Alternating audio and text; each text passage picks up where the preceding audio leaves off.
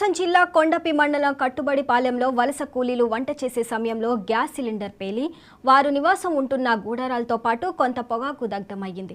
4 లక్షల రూపాయలకు పైగా నష్టం జరిగిందని తెలిపారు వలస కూలీలు.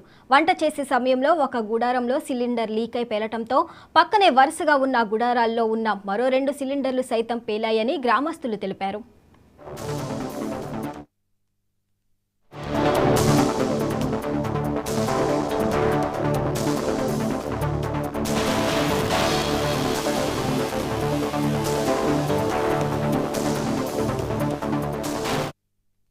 నిన్న మామూలుగా పొగాకు బేరంలో ఆకు దించారు, 2 బేరలు దించారు. 2 బేరల్లో కొంచెం ఒక 400 కర్ర కట్టారు, తర్వాత ఏం కట్టలేదు.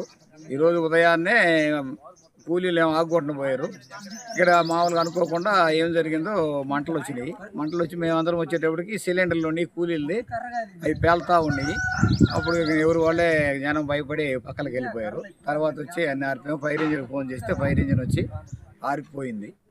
అది జరిగింది. ఎలా జరిగింది మాకు అర్థం కాలేదు. ఇది ఏదన్నా విధంగా ఎవరు లేరు. కూలీలకు సంబంధించి సామాన్లు కానీ కూలీలకు సంబంధమైన మొత్తం సామాన్లు కానీ బట్టలు కానీ వాళ్ళ ఏదో గోల్డ్ కూడా ఏదో కొంచెం అంతా మొత్తం కాలిపోయింది.